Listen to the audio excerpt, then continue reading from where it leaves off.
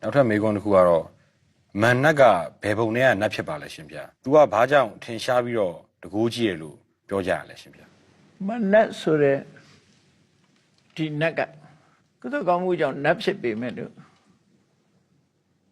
လူတွေပဲဖြစ်ဖြစ်တိရစ္ဆာန်တွေပဲဖြစ်ဖြစ်အလုံးသရုံဝါတွေမှာဇေယိုက်နဲ့ဝါသနာဆိုတာရှိတာ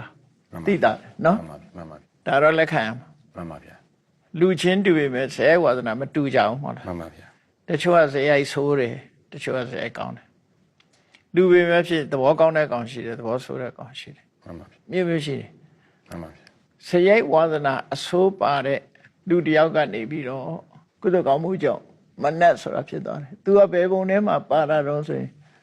နတ်ပြည်6ထပ်မှာအမြင့်ဆုံးဖြစ်တဲ့ပရဏိမိတဝတ္တဝတီဆိုပုံမှာဖြစ်တယ်မှန်ပါဗျာတက်တန်းအရှိဆုံး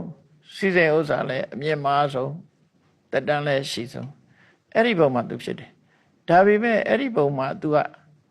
ဘယင်တော့မဟုတ်ဘူးအုတ်ချုပ်တဲ့နတ်မင်းကြီးမဟုတ်ဘူးမှန်ပါဗျာ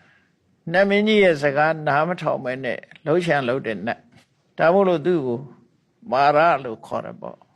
ဖြည့်ဆည်းတတ်တဲ့ဝါဒနာပါလို့ဖြည့်ဆည်းရမှသူကခြေတတ်တာမှန်ပါဗျာအချောအချွတ်အပျော်အနောက်တင်မကဘူး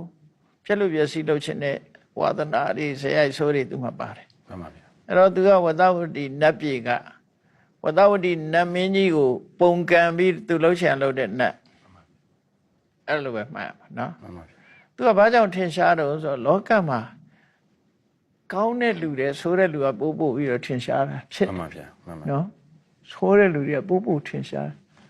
သူဘာကြောင့်ထင်ရှားတာတော့ဆိုရင်အဆိုးကသူများတဲ့လွန်ကဲလို့သူထင်ရှားတယ်လို့ပြောမှာမှန်ပါဗျာတကူကြည့်တယ်ဆိုတာသူ့ရဲ့